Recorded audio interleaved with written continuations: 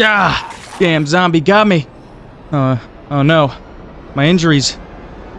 What am I gonna do? I can't die like this. I don't have any bandages. Just disinfectant. What am I gonna do? I can't die like this! Oh right, I can rip clothing into sheets. With this ripped clothing, I can bandage my wounds, stop the bleeding, keep the dying part at bay. Once bandaged, I had no recourse but to return home. After all, it seemed the helicopter had often left. Before returning home, however, I did break into another house. I had to clean myself, clean my wounds, make sure I was completely disinfected to keep myself from becoming one of the undead neighbors. I took this time to evaluate my wounds, to see if I had been bitten. It didn't seem like I had sustained anything life-ending, at least not yet. With my cut-up, broken body, I took this time, under the cover of darkness, to head back home.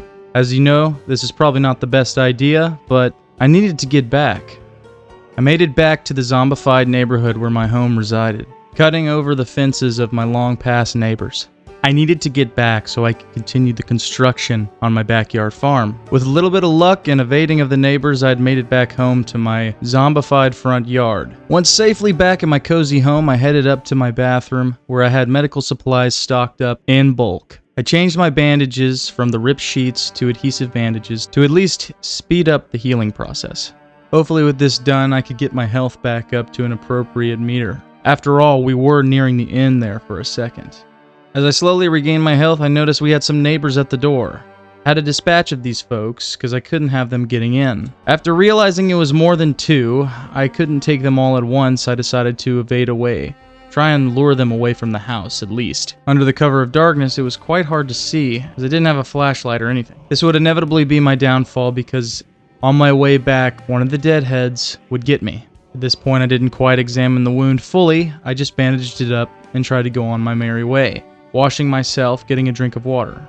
After spending most of the day resting up, it was once again another evening, where we had a few more stragglers outside I had to dispatch of. Before the helicopter came to say hi, I had cut down some trees on the edge of town and packed them into the taxi here. With these remaining tree logs, I should be able to saw them down into wood planks and finish my backyard.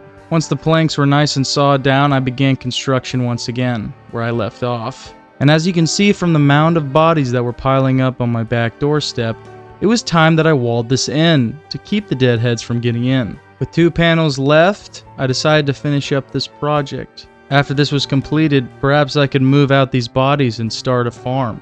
Something for the future, something that could last. Maybe I could actually survive in this zombified apocalyptic world after all. Maybe there was a chance. I had ignored my wound I sustained earlier for too long. It was time to examine it. I removed the bandage to at least disinfect. But once removed, I realized this was not good. I had been bitten. No. Feeling the anxiety take me over, I wasn't sure what this meant.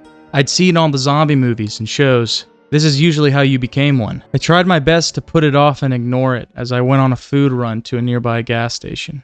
Maybe finding some cigarettes and some junk food would make me feel better, or at least take my mind off of the possibility of becoming one of them. This couldn't be how we would end, after all. We survived for a number of days already. With that thought in mind, I decided to take a smoke break, try and cure this anxiety that was coming over me, this stress of, well, ending and becoming a shambling corpse in this zombified world. I decided to take up reading in a secluded room to possibly get me away from the zombies. Maybe this would calm my heart, calm my mind, and get the anxiety down. After the self-isolation and reading of the novel, I noticed the anxiety did go away. The on-edge feeling went away. Maybe I was good after all. Maybe I could survive this bite.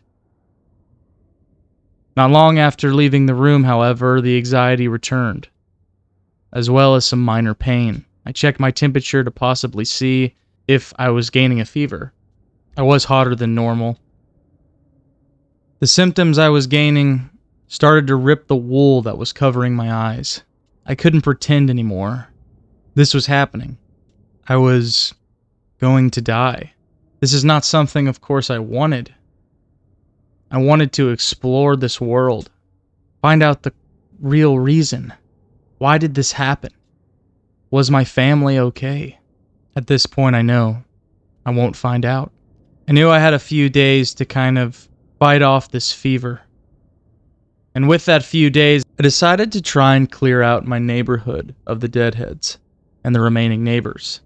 Maybe if I cleared the area enough and a lucky survivor came along to find my safe house, maybe they could survive longer than I did.